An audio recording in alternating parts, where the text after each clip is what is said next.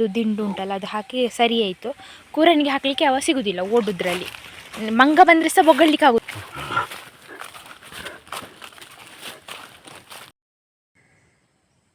I Curie ಬಾಯ್, ಅಮ್ಮ ತಿಂತಾಳೆ, ಅದು ಇವಳಿ ತಿನ್ಲಿಕ್ಕೆ ಆಗೋದಿಲ್ಲ.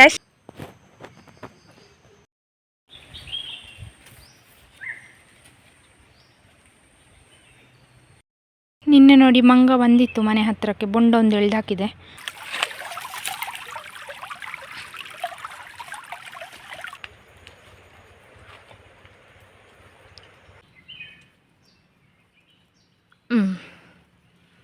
ಇಲ್ಲೇ ನೋಡಿ, ಇದು ಮೊನ್ನೆ ಕತ್ತಿ ತೆಗೆದು ಕಮ್ಮಿ ಆಗ್ತಾ ಬಂದಿದೆ, ಬಟ್ ಪೇಯ್ನ್ ಉಂಟು. ಇಲ್ಲಿ ನೀರು ಕುಡಿಲಿಕ್ಕೆ ಬಂದು ಒಂದು ಸ್ವಲ್ಪ ಈಚೆ ಬಂದಿದ್ಲು ಫುಲ್ ತಿನ್ಲಿ.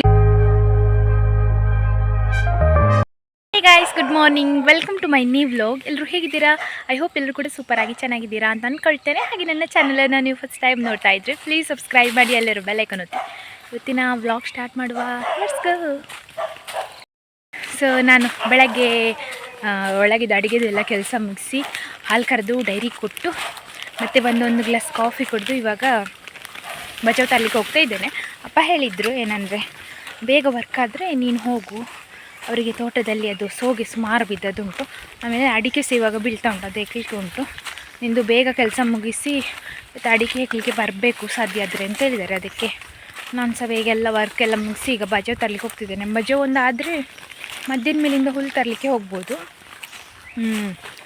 ಹಾಗೆ ನೋಡುವ, ಏನಾದರೂ ಪ್ಲ್ಯಾನ್ ಚೇಂಜಸ್ ಇದ್ದರೆ ಒಂದು ವೇಳೆ ಹುಲ್ಲು ಮುಂಚೆ ಮಾಡಿ ಮತ್ತೆ ಅಡಿಕೆ ಹೆಕ್ಲಿಕ್ಕೆ ಹೋಗ್ಬೋದು, ಆ ಥರ ಮಾಡ್ತೇನೆ. ಬಜಾವು ಬಿದ್ದಿದ ಎಂತ ಅಂತ ಗೊತ್ತಿಲ್ಲ, ಆದರೂ ಒಂದು ಗೋಣಿ ಮಾಡಿ ಕೊಂಡೋಗಬೇಕು. ನಿನ್ನೆ ವ್ಲಾಗಲ್ಲಿ ನಾನು ಹೊಸ ಕ್ಯಾಲೆಂಡರ್ ವರ್ಷದ ಶುಭಾಶಯಗಳು ಅಂತ ಹೇಳಿದ್ದೆ, ಬಟ್ ಒಬ್ಬರು ಕಮೆಂಟಲ್ಲಿ ತಪ್ಪು ಮಾಹಿತಿ ಕೊಟ್ಟಿದ್ದೀರಾ, ತಪ್ಪು ಮಾಹಿತಿ ಬೇಡ, ಯುಗಾದಿಗೆ ಹೊಸ ವರ್ಷ ಅಂತ. ನನಗೆ ಯುಗಾದಿಗೆ ಹೊಸ ವರ್ಷ ಅಂತ ಗೊತ್ತುಂಟು, ನಾನು ಅದಕ್ಕೆ ಹೊಸ ವರ್ಷದ ಕ್ಯಾಲೆಂಡರ್ ವರ್ಷದ ಶುಭಾಶಯಗಳು ಅಂತ ಹೇಳಿದ್ದೆ. ಆದರೂ ಕೂಡ ಯಾಕೆ ಹಾಗೆ ಕಮೆಂಟ್ ಮಾಡಿದ್ದಾರೆ ಅಂತ ಗೊತ್ತಿಲ್ಲ, ಹೇಳುವಂತ ಅನಿಸಿತ್ತು ನನಗೆ. ನೀವಿಬ್ರು ಎಂತಕ್ಕೆ ಬಂದದಾ? ಕೋಲು ಹಿಡ್ಕೊ, ಕೋಲು ನಿನ್ಸದೆಕೋ, ಕೋಲು ಹಿಡ್ಕೊ, ಕೂರ.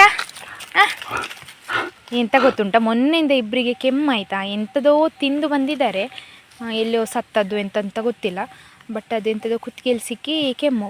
ಟಿಂಕಿಗೆ ಅದು ಕುತ್ತಿಗೆಗೆ ಬಾಳೆದು ದಿಂಡು ಉಂಟಲ್ಲ ಅದು ಹಾಕಿ ಸರಿ ಆಯಿತು. ಕೂರನಿಗೆ ಹಾಕಲಿಕ್ಕೆ ಅವ ಸಿಗೋದಿಲ್ಲ ಓಡುದ್ರಲ್ಲಿ. ಮಂಗ ಬಂದರೆ ಸಹ ಬೊಗಳ್ಲಿಕ್ಕೆ ಆಗೋದಿಲ್ಲ, ಕೆಮ್ಮುದೊಂದೇ. ಫೈನಲಿ ಒಂದು ಗೋಣಿ ಬಜಾವು ಆಯಿತು. ಈಗ ಇಲ್ಲಿ ಕಟ್ಟಿಟ್ಟಿದ್ದೇನೆ, ಇನ್ನು ಹೋಗುದು ಮನೆಗೆ.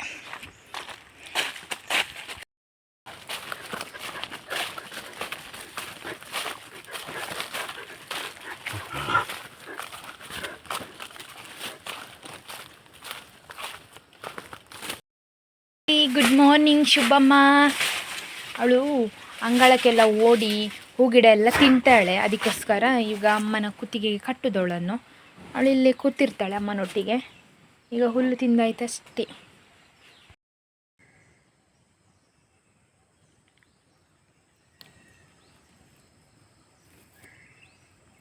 ಅಂಗಳಕ್ಕೆ ಸಗಣಿ ಗುಡಿಸಿದೆ ನೋಡಿ ನಿನ್ನೆ. ಇನ್ನು ಇದರ ಮೇಲೆ ಇದು ಚೆಂದ ಒಣಗಿ ಆದಮೇಲೆ 2-3 ದಿವಸದಲ್ಲಿ ಒಮ್ಮೆ ಗುಡಿಸ್ಬೇಕಾಗ ಹುಡಿ ಇರ್ತದೆ, ಅದೆಲ್ಲ ತೆಗೆದು ಈ ಹೂವಿನ ಬುಡಕ್ಕೆ ಹಾಕಿದರೆ ಕ್ಲೀನ್ ಆಗ್ತದೆ. ಆದರೆ ಸಹ ಒಂದು ಬಕೆಟ್ ಸಗಣಿಯಲ್ಲಿ ಎಷ್ಟು ಉಳಿದಿದೆ, ಇದನ್ನಿನ್ನು ಕಲಸಿ ಹೂವಿನ ಗಿಡಕ್ಕೆ ಹಾಕಬೇಕು. ಇವತ್ತು ಹಾಕಲಿಕ್ಕೆ ಆಗೋದಿಲ್ಲ, ಯಾಕಂದರೆ ನಿನ್ನೆ ಹಾಕಿದ್ದೇನೆ. ನಾನು ಎಕ್ಸೈಟ್ಮೆಂಟಲ್ಲಿ ವೆಯ್ಟ್ ಮಾಡ್ತಿದ್ದೇನೆ, ಇದು ಯಾವ ಹೂವಿದು ಮೊಗ್ಗಿರ್ಬೋದು ಅಂತ. ಯಾಕಂದರೆ ಲಾಸ್ಟ್ ಇಯರ್ ಹೂ ಇತ್ತು ನಮ್ಮಲ್ಲಿ, ಅದರದ್ದೇ ಗಿಡವ ಅಕ್ಕ ತಂದದ್ದು ಅಂತ ಗೊತ್ತಿಲ್ಲ, ಬಟ್ ಅದು ಮಿಸ್ ಆಗಿದ್ದು ನಂಗೆ ತುಂಬ ಬೇಜಾರಾಗಿತ್ತು.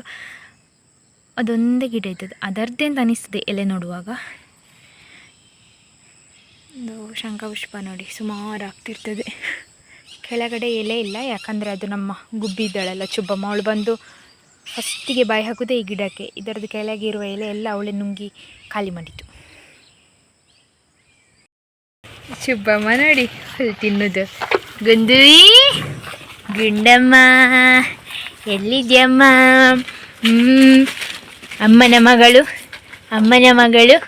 ಶುಬ್ಬಿ. ಹಾಯ್ ಕ್ಯೂರಿ ಬಾಯ್, ಅಮ್ಮ ತಿಂತಾಳೆ, ಅದು ಇವಳಿ ತಿನ್ನಲಿಕ್ಕೆ ಆಗೋದಿಲ್ಲ ಅಷ್ಟೇ.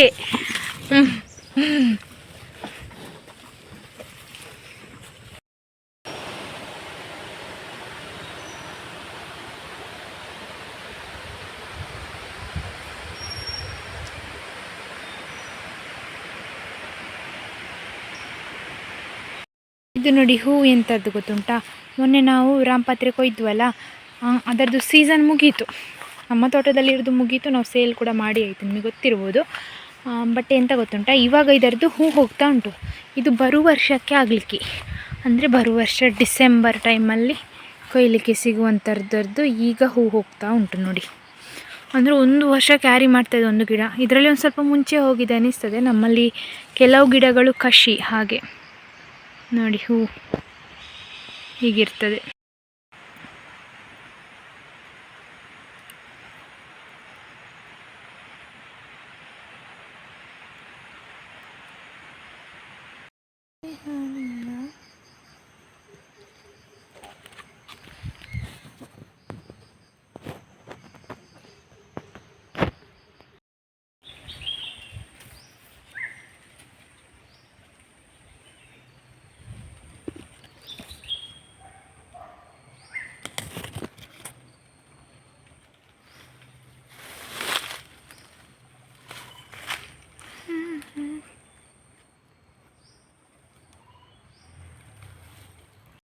ಈ ತಿಂಡಿಯೆಲ್ಲ ತಿಂದು ದನಗಳನ್ನು ಹೊರಗಡೆ ಬಿಟ್ಟು ಈಗ ತೋಟಕ್ಕೆ ಬಂದೆ ಅಡಿಕೆ ಹಾಕಲಿಕ್ಕೆ. ಮಧ್ಯಾಹ್ನ ಮೇಲಿಂದ ಹುಲ್ಲು ಮಾಡುವ ಅಂತ ಅಂದ್ಕೊಂಡೆ, ಯಾಕಂದರೆ ಅಪ್ಪ ಅಂದರೆ ನಮ್ಮಲ್ಲಿ ಹೇಗೆ ಗೊತ್ತುಂಟು, ಒಂದು ಎದುರು ತೋಟ, ಮಂಗಳ ತೋಟ, ಕೆಳಗೆ ತೋಟ ಹಾಗೆಲ್ಲ ಉಂಟು. ಅವರು ಒಂದೊಂದು ಪಾರ್ಟಲ್ಲಿ ಹೆಕ್ಕುದು. ಸೊ ಅವರು ಕೆಳಗೆ ತೋಟದಲ್ಲಿ ಇದ್ದಾರೆ ಅನ್ನಿಸ್ತದೆ, ಯಾಕಂದರೆ ಕೆಳಗೆ ತೋಟ ಫಾರೆಸ್ಟಿಗೆ ಹತ್ತಿರ, ಅಲ್ಲಿಂದ ಮಂಗಗಳು ಬಂದು ಅಡಿಕೆ ಎಳ್ದು ಹಾಕೋದು ಜಾಸ್ತಿ. ಇಲ್ಲಿ ಕೂಡ ಬಂದು ಎಳ್ದು ಹಾಕಿದೆ, ಬಟ್ ಅಲ್ಲಿ ಅಷ್ಟು ಇಲ್ಲ ಅಂತ. ಇಲ್ಲಿ ಹಣ್ಣಾಗಿ ಬಿದ್ದ ಅಡಿಕೆ ಸುಮಾರು ಉಂಟು. ಸೊ ನಾನು ಇಲ್ಲಿಂದ ಹೆಕ್ಕಿ ಕಂಪ್ಲೀಟ್ ಮಾಡುವ ಅಂತ ಅಂದ್ಕೊಂಡಿದ್ದೇನೆ. ಸ್ವಲ್ಪ ಹೆಕ್ಕಿ ಆಗೋಷ್ಟರಲ್ಲಿ ಒಂದು ಇದು ಸಹ ಪಂಜರ, ಇದಕ್ಕೆ ಪಂಜರ ಹೇಳೋದಾಯ್ತಾ, ಇದಾಯಿತು, ಕಂಪ್ಲೀಟ್ ಆಯಿತು. ಇದನ್ನು ಮನೆಗೆ ಹೋಗಿ ಬರಬೇಕು. ಅಂದರೆ ಚೂರೇ ಜಾಗ ಕವರದ್ದು, ಅಷ್ಟರಲ್ಲಿ ಇಷ್ಟ ಆಯಿತು. ಅಂದರೆ ಹಣ್ಣು ಅಡಿಕೆ ಅಷ್ಟು ಬೀಳ್ತಾ ಉಂಟು ಅಂತ. ನಿನ್ನೆ ನೋಡಿ ಮಂಗ ಬಂದಿತ್ತು ಮನೆ ಹತ್ತಿರಕ್ಕೆ, ಬೊಂಡ ಒಂದು ಎಳ್ದು ಹಾಕಿದೆ, ಅದು ಹೊಡೆದು ಸಾಧಾರಣ ನೀರು ಹೋಗಿದೆ, ಚೂರು ನೀರು ಉಂಟು ಅನ್ನಿಸ್ತದೆ. ಹೀಗೆ ಕುಳುಕುವಾಗ ಸೌಂಡ್ ಬರ್ತಾ ಉಂಟು, ಅಂದರೆ ಮೇಲಿಂದ ಬಿದ್ದದ್ದು ಅಲ್ಲಿ ಕಲ್ಲಿಗೆ ತಾಗಿ ಹೊಡೆದಿದೆ.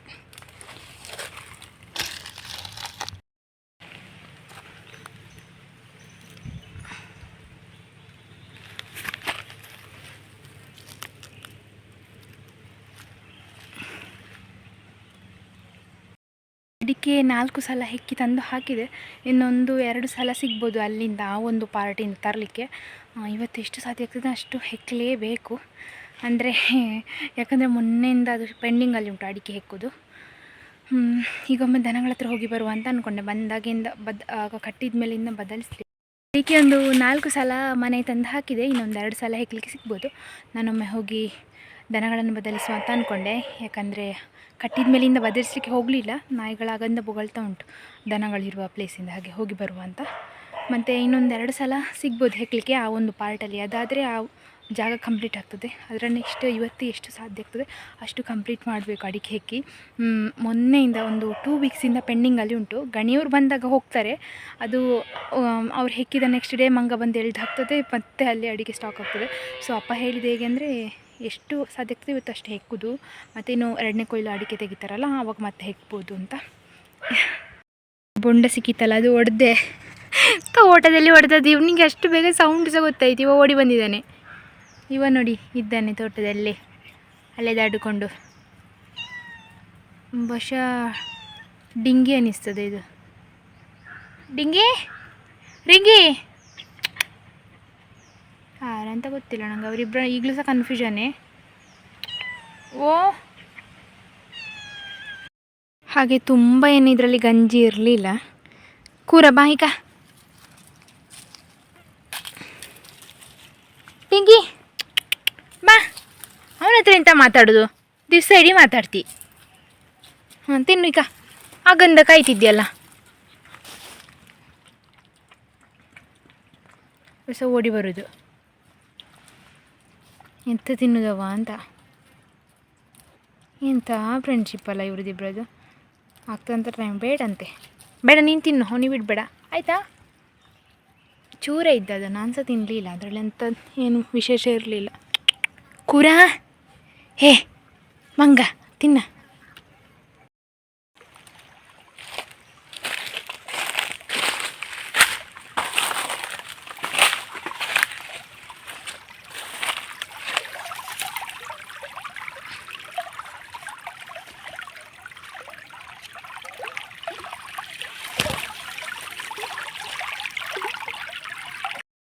ಇದೊಂದು ಬೆಕ್ಕು ಮರೆ, ಚಿಟ್ಟೆ ಎದುರೇ ಹರ್ತುಂಟು, ಒಂದು ಸಹ ಹಿಡಿಯುವುದಿಲ್ಲ ನೋಡಿ. ತೆಪ್ಪಿ ಇಲ್ಲೇ ನೋಡಿ, ಇಷ್ಟು ಚಿಟ್ಟೆ ಉಂಟು. ನಮ್ಮ ಬೆಕ್ಕುಗಳು ಸೋಂಬೇರಿಗಳು.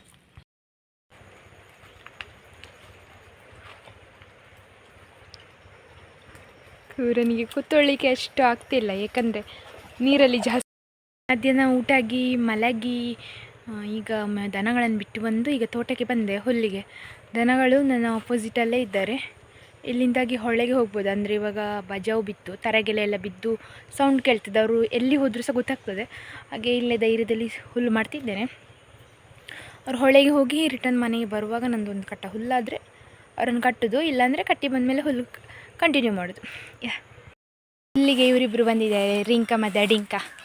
ರಿಂಗಿ ಇವ ಒಂದು 2 ರಸ್ಕ್ ತಿಂದು ಬಂದದ್ದು. ಇವ ತೋಟದಲ್ಲೇ ಇದ್ದ. ಅಪ್ಪಂದಿನ್ನು ಚಹಾ ಆಗಬೇಕಷ್ಟೆ, ನಾನು ಮಾಡಿಟ್ಟು ಬಂದಿದ್ದೇನೆ ಅವರಿಗೆ.